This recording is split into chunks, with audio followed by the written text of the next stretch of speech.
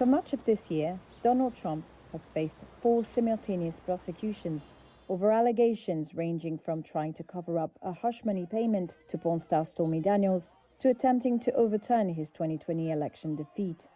He pleaded not guilty to all charges and cast the prosecutions as politically motivated. So what happens now that he's won the US election? Trump faced 4 charges in federal court in Washington.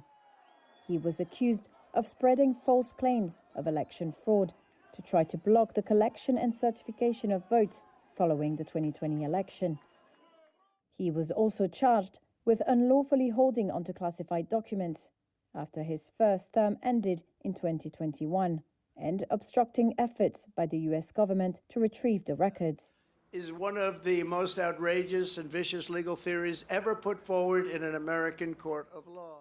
However, all charges were dismissed in July after US Special Counsel Jack Smith, who led the federal prosecutions in that case, was found to have been improperly appointed to the role and did not have the authority to bring the case.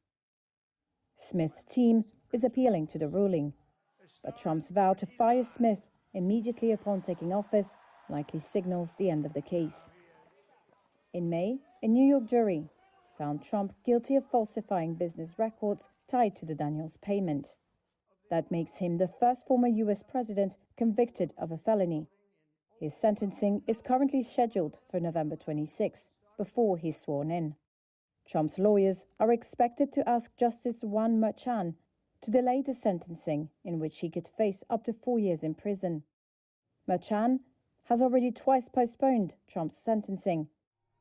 That was in part due to a July US Supreme Court ruling finding that presidents have broad immunity from prosecution over their official acts. Based on the ruling, Trump argues the case should be dismissed. He has vowed to appeal his conviction once he's sentenced. Separately, his lawyers have asked the Second U.S. Circuit Court of Appeals to move the case to federal court. Such a move, if successful, could create new legal obstacles for the case.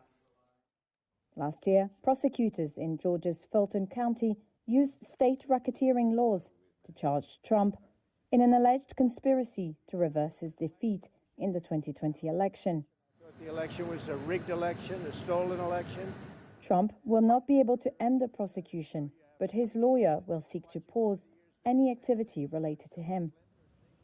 They will argue that a president should not face the burden of a criminal prosecution while in office. Legal experts expect that the case against Trump will not progress while he remains